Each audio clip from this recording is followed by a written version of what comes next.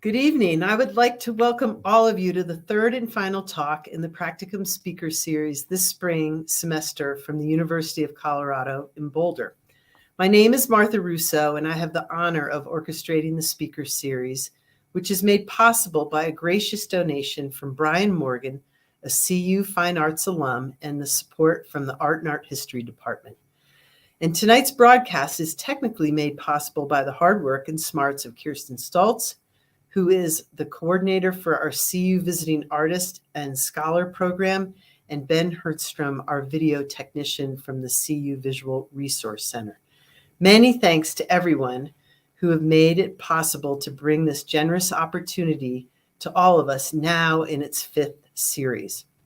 Throughout the semester, our invited speakers discuss the trajectory and evolution of their art practices and give insights into how to consider forging one's own path to a sustainable, fulfilling career and life in the arts. Tonight's guest is the incredible thinker and maker artist Jess Larson.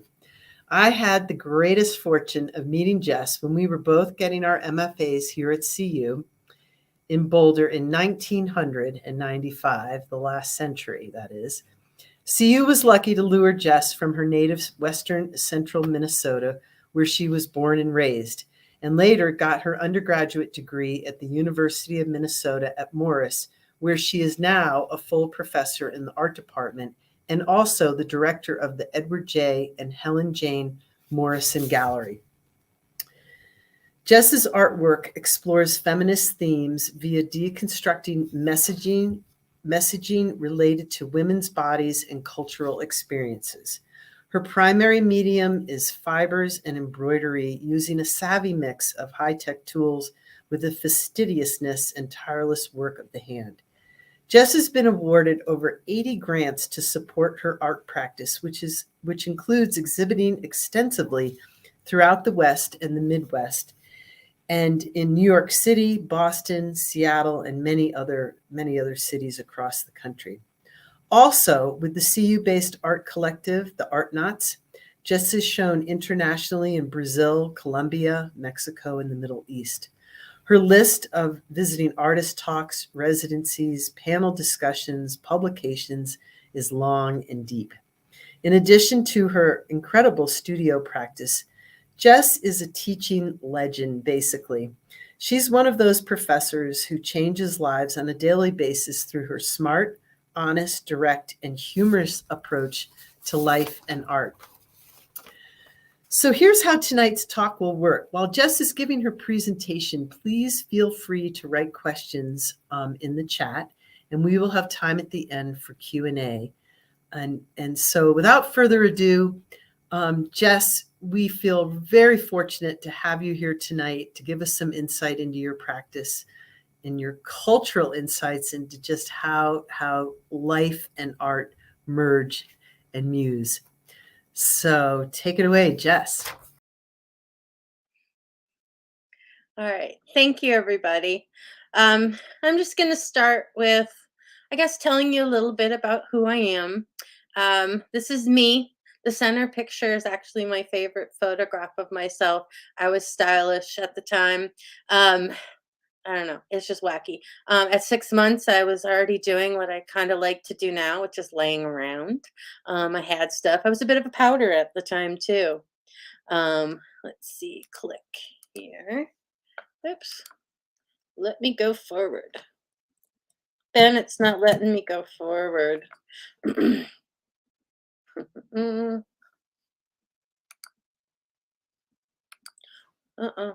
Nope. Maybe here. Okay. Does this work? Martha, can you hear? Does this show? All right. All right. So I grew up on one side of the family in a really large cluster of people. My dad is one of 12 kids in the family. My mom is in a smaller cohort, but at the same time, I had the ability to be kind of a superstar on one side of the family and then blend in with like 45 cousins on the other side. And I liked it. I had the best of both worlds. I'm an only child, so I kind of was able to sort of socially mix and then kind of have sort of my alone time. That was really helpful. Um, as an only child, you tend to get sort of shuttled off to the grandparents a lot of the time. And I spent a lot of time with both grandmothers who were pretty amazing women who were cooks, um, like sewed, crocheted, tatted, did all this stuff that to me just seemed very commonplace. So I was always kind of um, their like sidekick for everything, and they were funny ladies, and I learned a lot of the stuff, especially the stuff I use now in my studio practice, from them. I currently live in Morris, Minnesota. We moved here when I was 14. My dad was city manager at the time. You can see kind of a lovely overhead view of the place and kind of where we are in the map. I've put arrows to the 2 stoplights in Morris, which are also the only 2 stoplights in Stevens County. Actually, in the 3-county area, they're the only 2 stoplights. So it's a town of about 5,000 people, that much when the college is in session. We have a branch of the University of Minnesota. I really like the place. I was one of those kids who wanted to get out really bad, and of course, that's a curse that makes you stay forever. But it worked out in the end. I have a very prairie or kind of horizontal view of things. This is to me my view of elevation before I went to Colorado for grad school. I like that you can kind of see everything that's going on in the distance and that the clouds get to be sort of gigantic and interesting. Um, I loved being in Boulder as a grad student. There's nothing kind of like the colors and the smell and the place. But at the end, I really missed having access to lakes and the kind of the way the air and stuff feels in Minnesota. And I wanted to come back for that. And sure, it is cold here. It's sometimes um, the worst kind of cold here. Uh, I've experienced 65 below degrees weather and 100 and some weather all in the span of 1 year. This is the art building where I work. It just makes us tough Minnesotans. Plus, we only talk about the weather, anyways. Personality wise, I always like to tell my students that I'm actually a very risk averse person.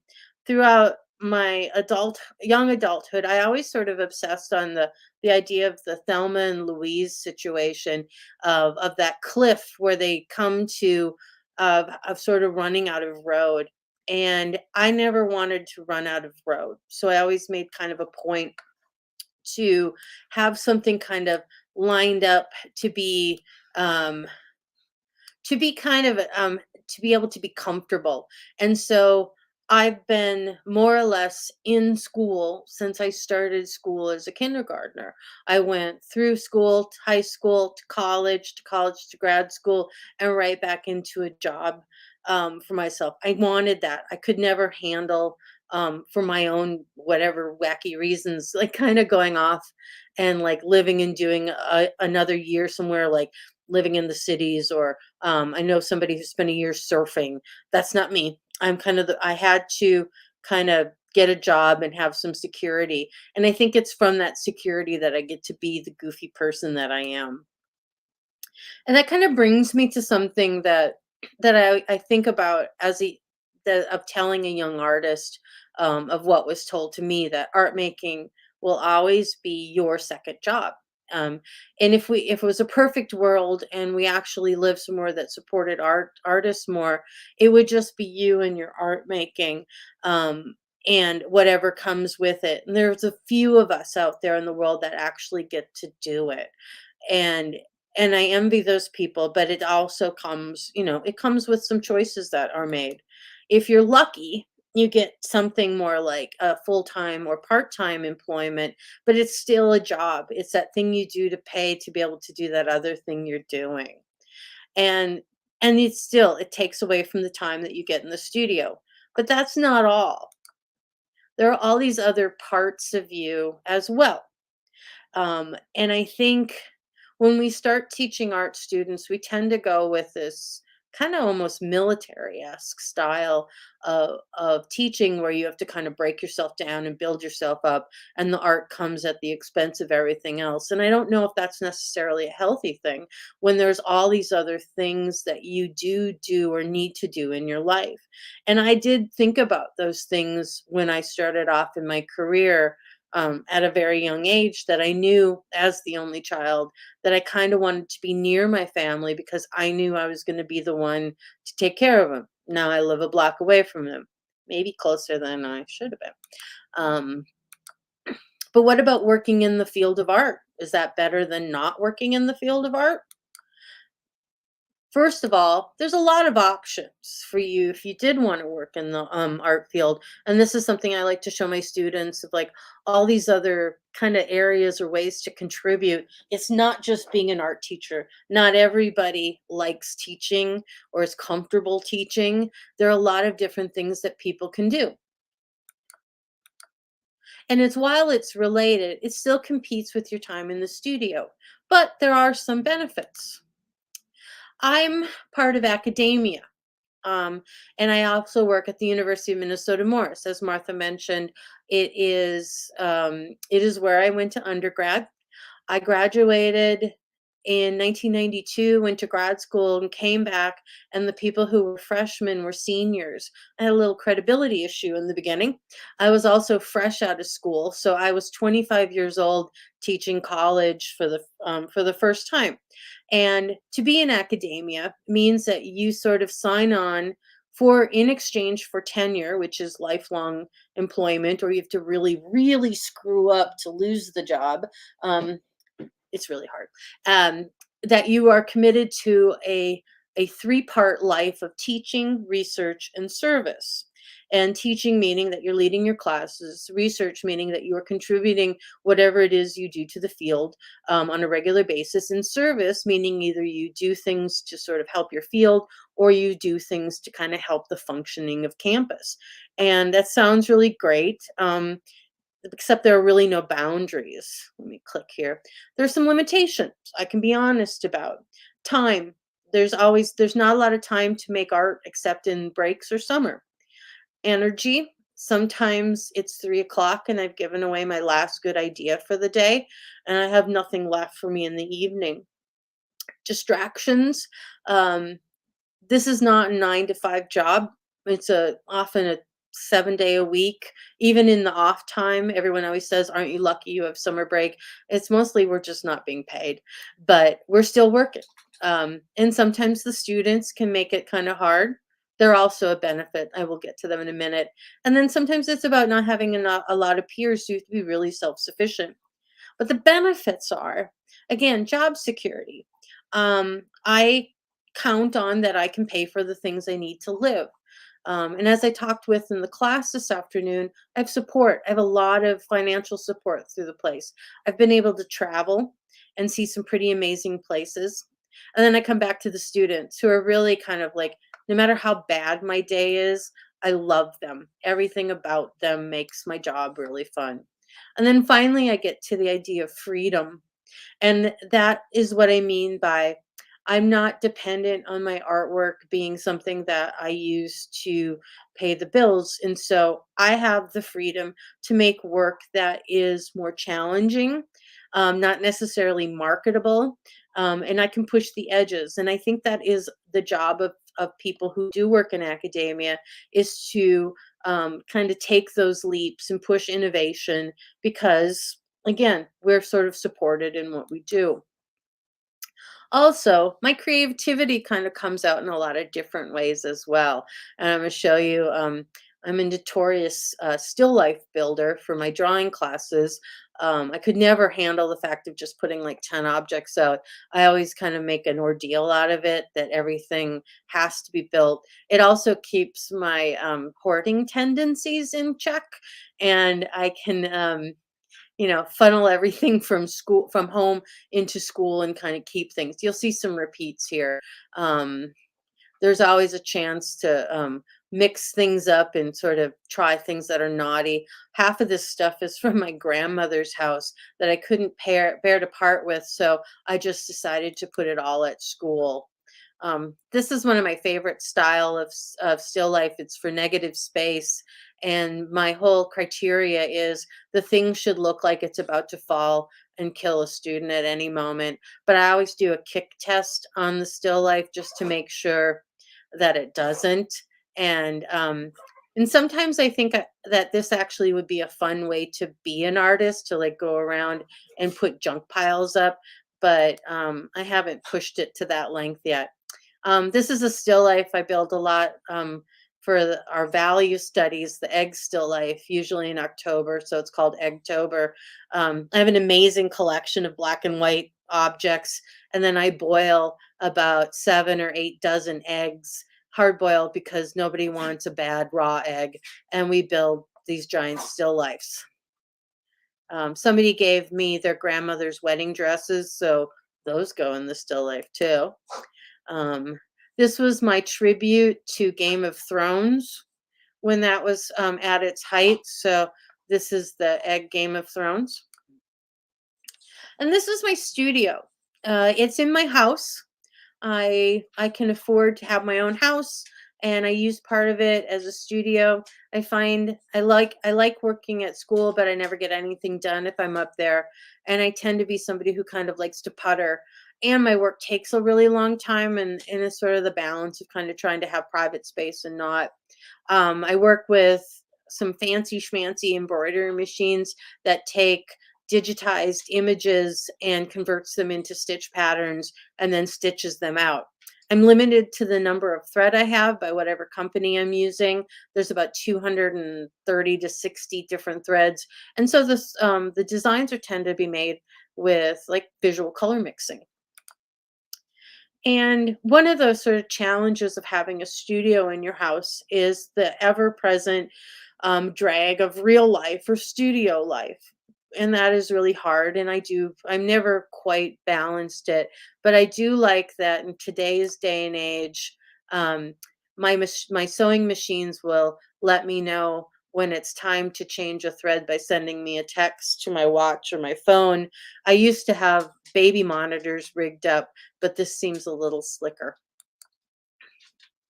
And my studio is just kind of a mix with everything. The animals in my life are there. I kind of come and go from my porch in the summer. Uh, it's just kind of part of the daily routine. And here you can kind of see what the sewing machine is doing, that it has separated out the colors. It's telling me kind of the map of the thing I'm doing. And you can see where the embroidery is hooped up in the machine as it's stitching out. And the designs I make nowadays, just as I've gotten better with the software, the designs always just get more complicated. I've never decided to make it easy on myself. I always end up making it worse and harder and denser, and I like it. So the designs, this is what it looks like often in the software. And you can see there's all these threads that are sort of kicking about. It took me a long time to learn how to make those go away. And now I go in layer by layer, color by color, and I get rid of them. So it stitches out nearly perfect. And these, you can see these T's are the amount of cut stitches that the machine automatically does in a stitch out. It yields a really dense, very non-fabric in terms of supple product. It's like kind of stiff just with all the threads that get together.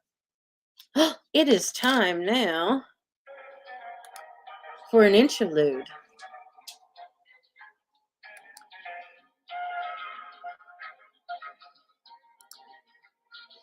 To know your artists, see what they obsess over. Fascination guaranteed.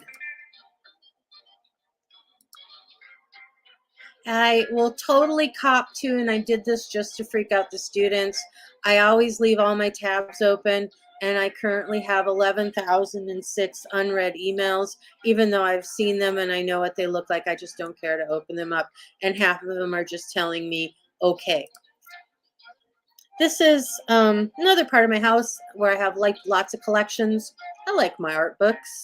I like things like old lamps. I seem to be collecting dental things. I just like having objects around me that I like to look at, and I think that they kind of keep me going as an artist.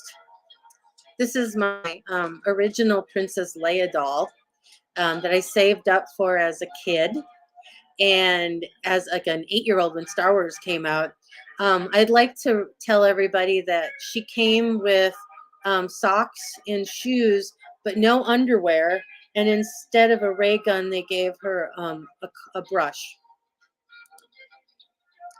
This is my collection of vaginal speculum that I bought after Donald Trump was elected. It was kind of like a panic buy. I don't know. I sort of feel like I'm going to do something with them one of these days. But it also came with a keychain that I also like. As a kid, I wasn't really encouraged or allowed to get a lot of souvenirs. So my parents always talked me into picking up rocks wherever we went. Here's me in Colorado with my dad. And so I still have the rocks. So in some ways, I think they were kind of right. And then over here, I found this when I was looking for stuff today. This is one of the few pieces I ever got. This is like a 50-year-old eraser from my Tasca State Park. And I knew at the time, like I talked them into it. And I was like, I'm keeping this thing forever. One thing I really love are pictures and things from the doctor. On the left is a polyp, and on the right is my colon. I really wanted to show you guys my wisdom teeth, but I can't find them in the house, and I'll find them later, and maybe I'll email you guys and show you. One of the things I was talking about this afternoon is always chat up your people that you're working with, because people who are doing stuff professionally love to talk about what they're doing, and they often will give you pictures and free things. And as an artist, you should be asking why about everything, because why is why you make art. This is a collection of cat whiskers that I've been keeping over the years, that every time one of the cats drops one, I seem to stop everything I'm doing, pick it up and stick it in a jar. I don't know how many I have, but I just like having them. This is my collection of animals who seem to live their best lives. They have no boundaries. And I actually say, there's no bad day that can't be undone that by coming home to these two schmucks and the cats as they hop around. That's Bert. He is my now 56-pound French bulldog. And French bulldogs shouldn't be that big, but he is. And what's cute at 25 pounds is brutal and hurts at 56. But he's a pretty great animal, kind of one of those once-in-a-lifetime animals. And he sort of inspires me in a lot of different ways. And it's sort of like we have this collaborative relationship together. When he was a baby, he was destroying everything. And so I started to kind of pretend it was artwork.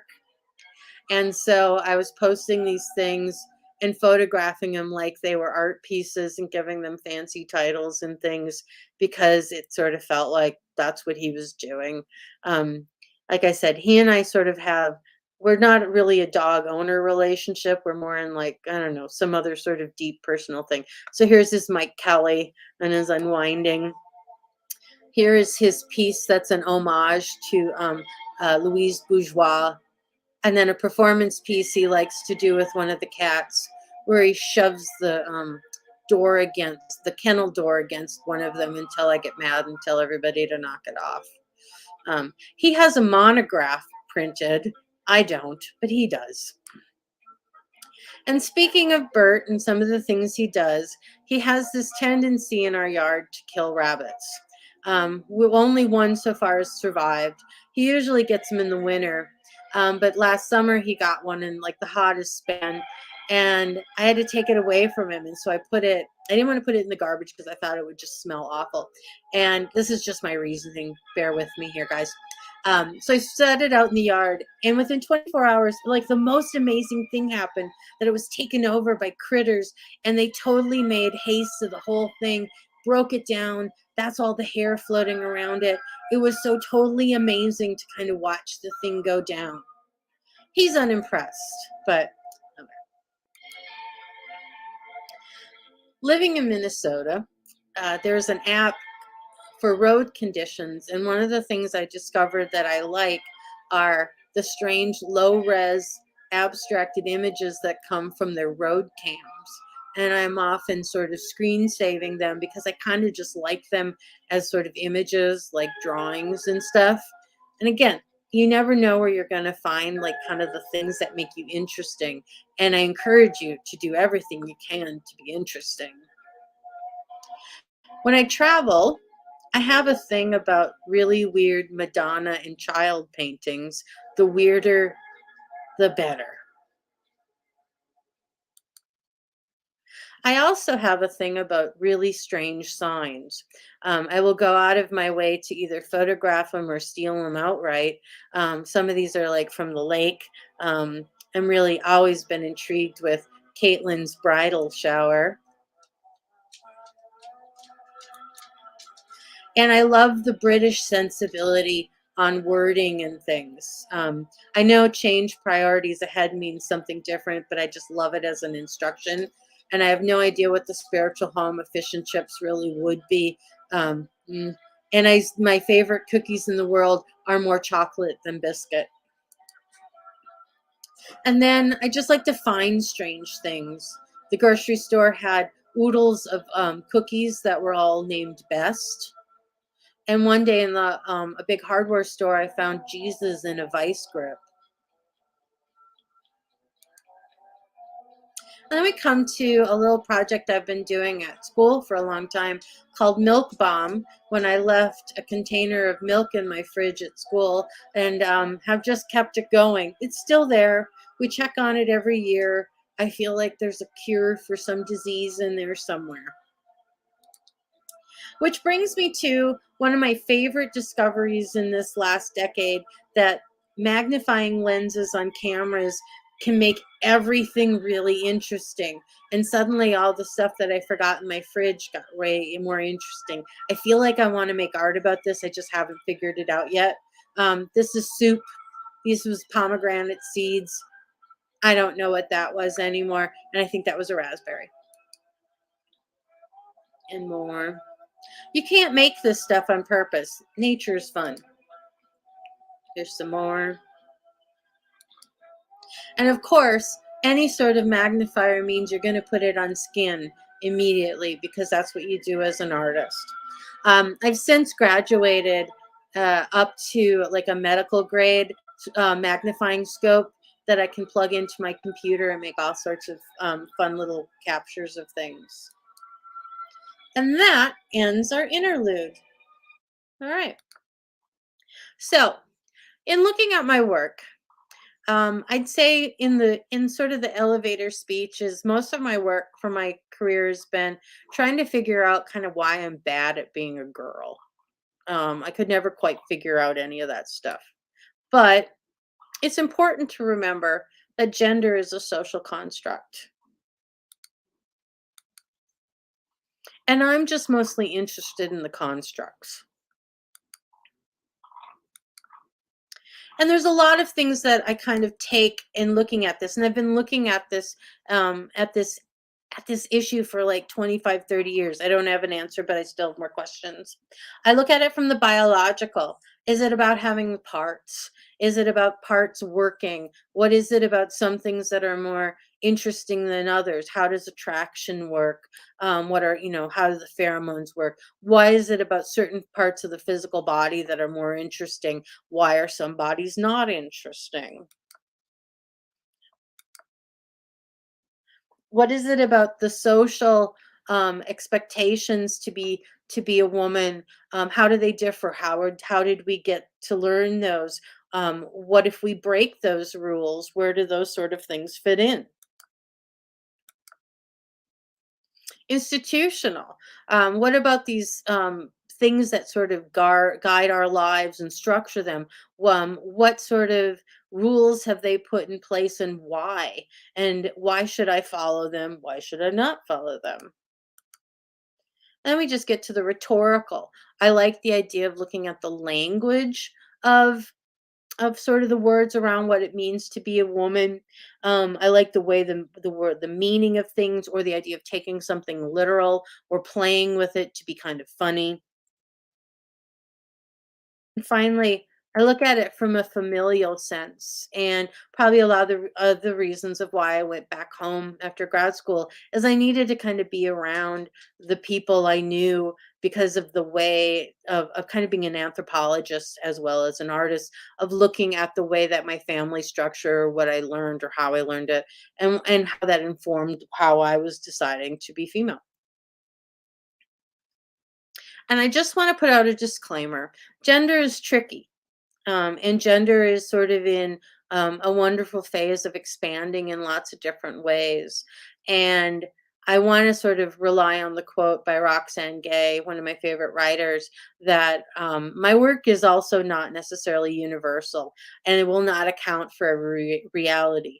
And if it doesn't, if something I say doesn't include or apply to you, it doesn't invalidate your truth. And I think she says it better than I could, but I also want to remind folks, um, the world of gender is changing rather quickly, and it's not to say that the people who came before you didn't know or didn't use the specific phrases you were using. They were still interested in the same fight, and I think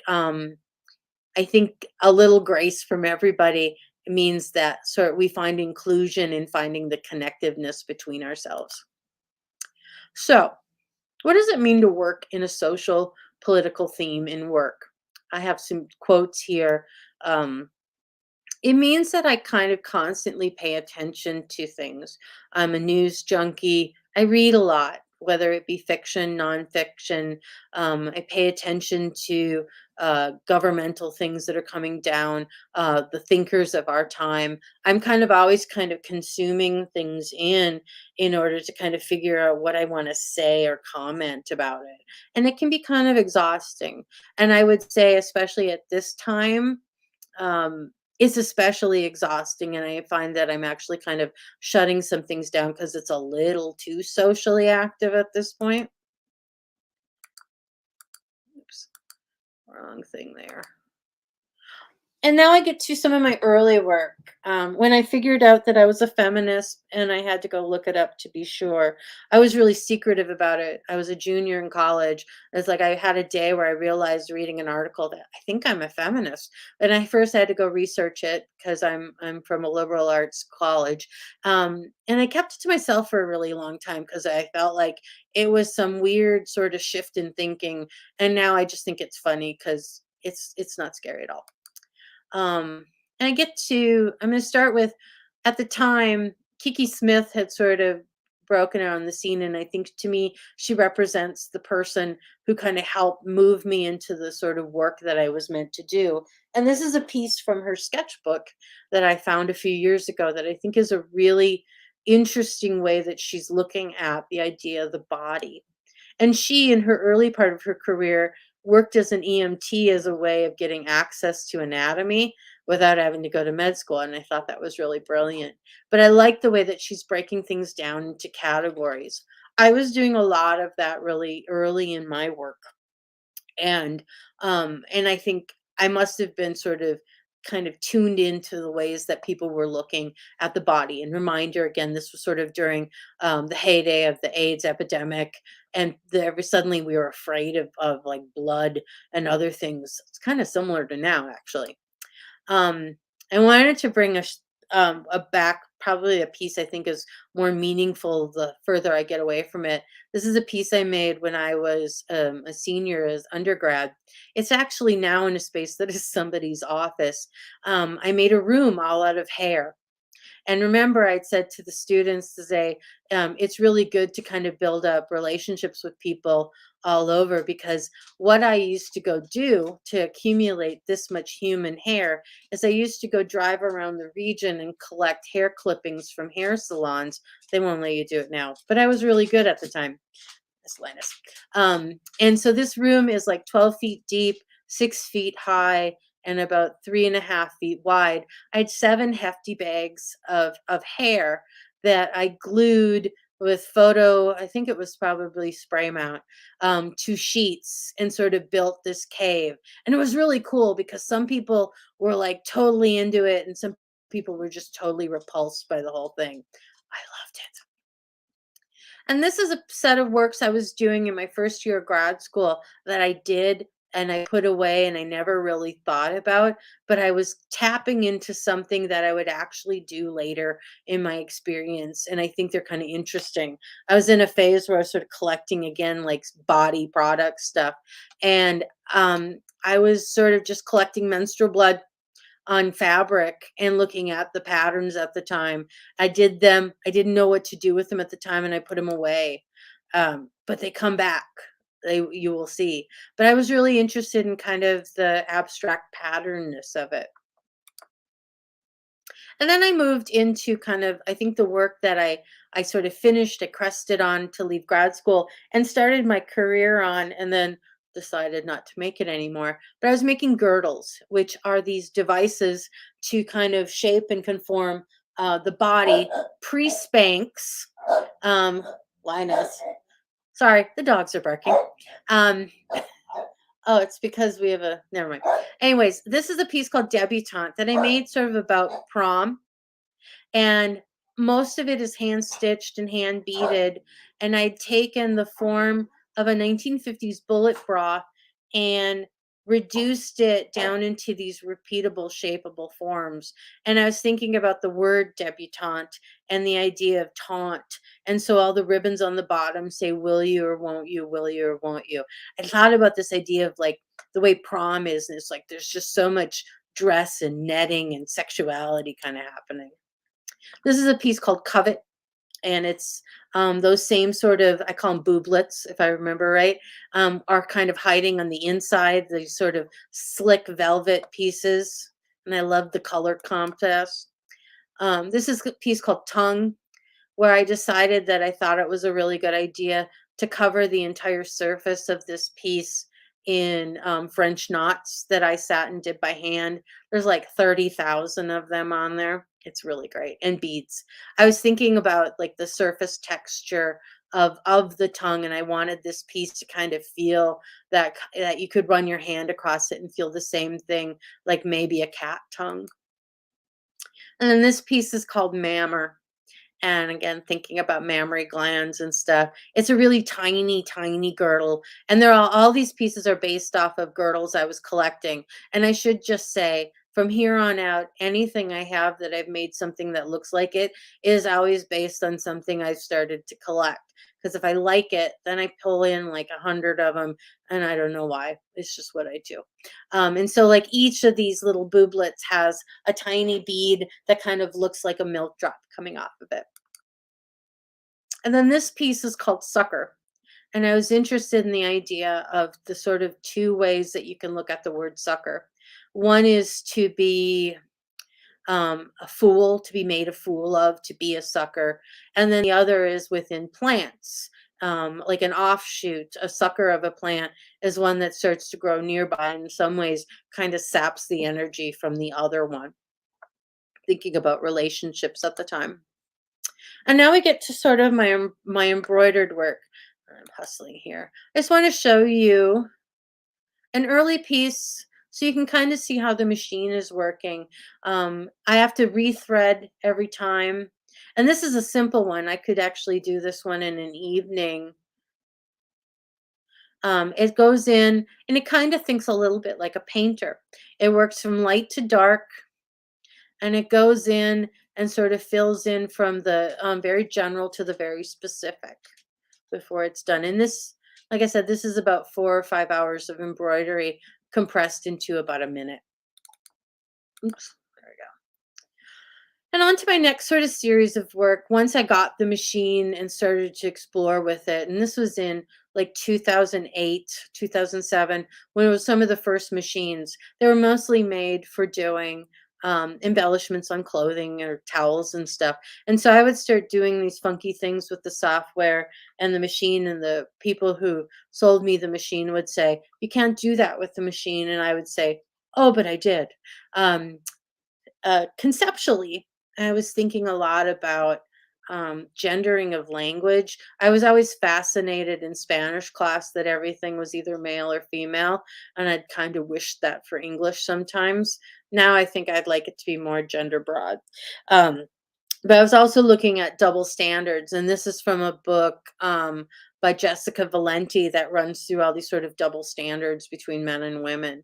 And I was thinking about, well, what if you could actually assign passive aggressive terms to objects as a way to teach um, young women to be passive aggressive. So I created this series called Look and Learn Little Girl, that are these flashcards on silk that I printed with a printer, and then went in and did these embroideries and then assigned each of them based on like what they were or what they did, something I figured would be a way to insult them. Here you find another set. I have like about 100 of these in this particular series. I also have a tendency to work things in really large series. Just seems to be the way I'm most comfortable.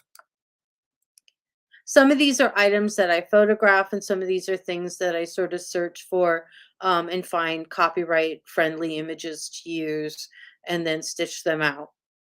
And these are about 12 by 16. And I'll keep clicking on. And I became really fascinated with sort of, I spent a lot of time with the embroideries kind of right up in its face. And I was kind of amazed that the stitches would start to replicate a little bit more of a three-dimensional quality in these things. And at the same time, if you notice, there's all these sort of extra lines. These are things of chatter, extra bits that I've now learned to actually take out of the embroidery to make it look technically more proficient. Although sometimes I'm torn because I kind of like the extra bits on that, but I've never been able to totally control that on my own. And then we come to a major phase in my career that I'm just going to call bloody hell. In 2012, I developed what are called fibroids in my uterus, which caused me to have a period for approximately 6 months at a time. And again, I made more friends and got more images for myself. And actually, if you ask most artists, they tend to always want their images. And you can see here, this is my uterus with fibroids as it's shrinking out. These are actual photographs of my fibroids. I wanted them to have a Facebook page for a while and like Photoshop them in doing things, but I couldn't figure out a way to get them as an entity. So I started to think a lot about periods again. So again, back to that early bloodstain thing. And the first thing that always comes to mind to me is the movie Carrie. One of those movies I was allowed to watch as a kid with my mom and got freaked out by it. But I always sort of struck like what this movie is really about, being kind of like afraid of womanhood. And Sissy Spacek was so amazing, being freaked out. So I started to think about again where periods show up in culture. And this is some scenes from Mad Men. It was the most amazing moment on television history when Sally gets her period. And I remember, like, I think I called people and like, "Can you believe it's happening?" And so I started to think again about periods or the stain on the underwear. At the same time, um, games of chance and prediction, and so I had this fortune telling set, and I decided to sort of link that back and the idea of pads or the blood stains being kind of like a way to tell one's fortune, and so I replicated the set all in pads. Now, this was this project that I thought was a really great idea, and I was absolutely petrified to tell anybody that I was doing it. And so I was like, how do I get pads? I thought, well, I could steal them from the women's room. That seemed like a kind of bad idea. I could ask friends. I have good friends, but that seemed also like not a good idea. And and so I finally just decided to do my own. I had a scanner that I called the pad scanner, and I would use them for that. And here you can see some close-ups. And so I made backgrounds that were sort of tessellations of bloodstains, and they all kind of have this very suggestible sense of fortune to them.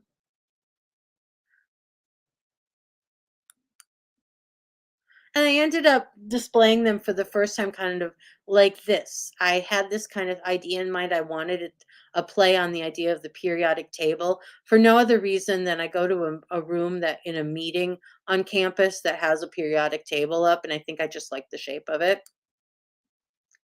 And then I shift to that I really liked at the time. I was spending so close looking at the stains that I started to like them as sort of abstract forms. And at the same time, I was teaching a lot about abstract art with my students, and I wasn't really a fan until I started to have to teach it. And I got to where I really liked the marks, and I started to marry the two together. And then I was thinking about euphemisms, and here you can see a gigantic list of euphemisms for having one's period. And so I was thinking again, abstraction of marks, abstraction of what's happening as a period in language. And I decided to put the two together in a series called Menstruate Divinate, which I have not finished. I'm still sort of always working on them. Here you can see sort of the front of one. I also really like kind of the back sides of them as well. Here are some other details.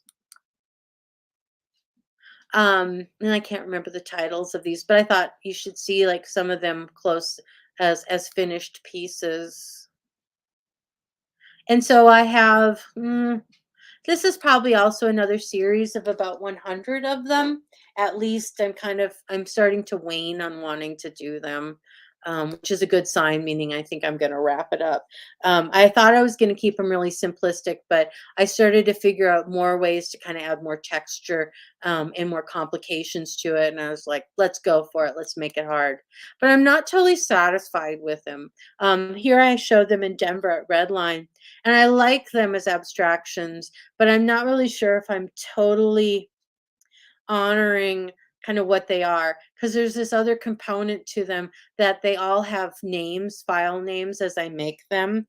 Um, they maybe start off as like Inez or Dorothy. That's how I think about them. I always think about them as sort of characters that I end up naming, and I'm not really sure where I want to go with it. And so I've been thinking about kind of marrying them to images of women with the text with it, which has just basically given me an excuse to go buy weird photos. I've been buying lots of black and white photos from Russia and the Eastern Bloc countries. That may stop for a little while. The stranger the lady, the better. And then stuff I'm sort of always kind of picking at. I've been collecting scabs for a long time. I would pay students $1 to let me photograph scabs. And I'm still kind of playing with what I want to do with them and maybe play with like building height. And then the images on the right, that's a close up of Martha's eye. And I want to play with this idea of scrutiny, this idea of aging and looking at one's body and thinking about it as an evolving creature. And then I have this gigantic collection of wallpaper samples, and I want to do a series called Bad Decorum about like things you really want to say. Again, this sort of passive aggressive thing of language coming out sort of through the patterns. And my intention is that I'm going to print the actual backgrounds, and then these are going to be stitched as sort of tone on tone, that at a certain angle you would see the language kind of coming out and sort of in the total truthfulness. And then finally, oh my God, I'm so good. I'm getting in time. I kind of want to address like it's been really hard to be an artist for the last few years. And I think for myself, between the major shift in my teaching, it's much more exhausting to teach in these new and very weird, restrictive ways or online ways. I kind of stopped making art for a little while. It's just hasn't been had the brainscape for it. I think about it. I also find the world is a little crazy right now and it's a little too much. But what ended up happening to me is I ended up becoming this weird mask maker. And in the span of a year, I made over 2,000 face masks that I gave and sold to people around town on campus. People were I was mailing them to people, but it became this thing I was doing to kind of still stay creative. And I think whether it is if like I'm making up art pieces that my dogs do or still lifes or things, I really do try to find ways to stay engaged and creative and keep that muscle going. So you always feel like you're doing something productive. So that would be the end. So Martha, it's time for questions. Ugh. Oh, Jess, that was fantastic. Thank you so much. And oh my God, I really loved the interlude with the music. That was such a great touch, and it was perfectly Jess.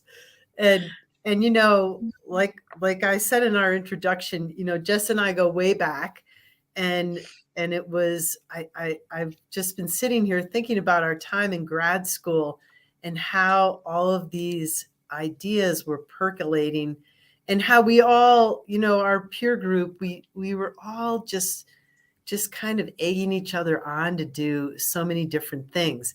But one question I wanted to ask you, Jess, is Yeah. when you were talking about the menstrual pad series, Yeah.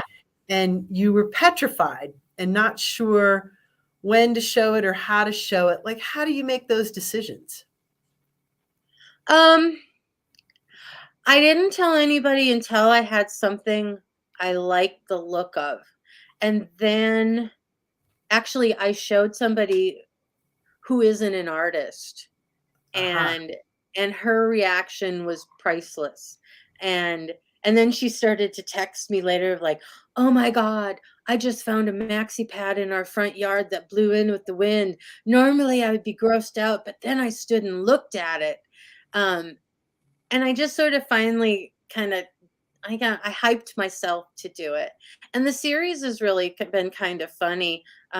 When I showed it in Minneapolis at the textile center, I got an email from them saying that this family and their son, they basically used it as kind of like a birds and bees thing to kind of go in there and talk about the cycle, which is Wow. great. Yeah. Oh, that's fantastic. And it also makes me, gosh, the new sort of the abstract series, they're just they're so beautiful when you see them in person. Like the images you're showing here tonight are absolutely luscious, but when you see them in person and you see the density of just the material and sort of the dimensionality of the material, they're really, really stunning how you get lost.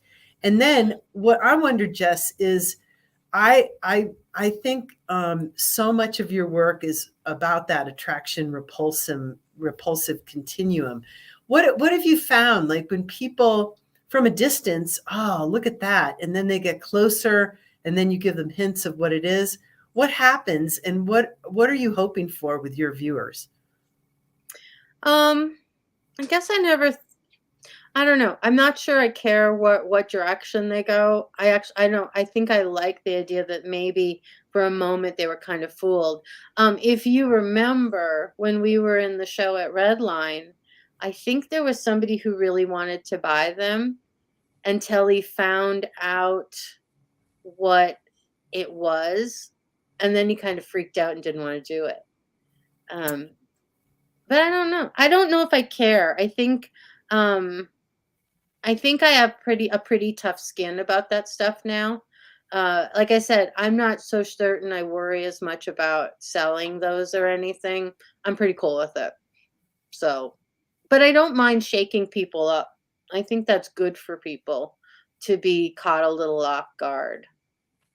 And of course, like I kind of think of your work having this incredible raw elegance that, you're the close-ups of your colon, and Hmm. the imagery that you showed. I think a lot of, especially, I mean, do you find it culturally Americans are are further away from their body than other cultures? Like, Oh, what do you think? totally. Yeah. That and death. I think that I think that, well, if you recall this last summer, there was this whole hubbub where Ashton Kutcher and Mia Kunis just casually said in a podcast that they didn't bathe their kids every day unless they were really super filthy, and people went nuts. There are strange ideas about hygiene, like what's enough or too much. Um, I'm just kind of fascinated with the things that are kind of really gross and interesting, and then some things that are so beautiful they're actually gross. They can be both things at once. And did you always have that sort of sensibility as you were growing up, or do you feel like you came to it from, was there any particular moment that you were like, "Oh, I really like it when the strawberries rot in the refrigerator." Like, was there a moment or not? I know I had it in grad school because I was already researching it in my ways. I don't know. I guess I must have always kind of been slightly fascinated with it anyways. Um, I'll never gut a fish. I've got my limits. But but I still sort of like I don't know. I'm kind of just intrigued with it. Yeah, I would say it was a later thing that came in graduate school or in undergrad, um, that I really I think I think you just develop this eye, and you start to find the commonalities and things, and yeah, for whatever reason, that was it. yeah, yeah, great. Well, I have to say, Jess came to our professional practices class this afternoon for a very informal Q&A. And when we had a great chat after our discussion with Jess, and I asked the students, "What's one thing that you'll always take away from this chat with Jess?" And one of the students said is, "It's really, really refreshing to meet an artist that doesn't take herself so seriously, but I know she's really serious about what she's taking seriously." And it was just perfect. Mhm. And I That's my wondered it, well, and my question is, like, how do you feel like as you become more and more practiced in your art and in your teaching, and just, more and more years of our lives are going past us, like, were you always like that, taking yourself not seriously, or is it really a practiced sort of part of your art? It's totally a confidence thing, Mm, and, um, for example, today, I we were doing reviews for our second year students, and a lot of it is talking to them about confidence, and I had hangups about things at that point. I think, um again, everything we think about has been impacted in some ways socially, and especially if you're female. You've had a lot of people telling you that expressing your opinion or being boisterous or those sorts of things isn't necessarily something that you should be doing. And I think that a lot of artists or a lot of people sort of figure out their lane. Remember, and I said to the class, there are things that I say and things that I do that aren't always the same.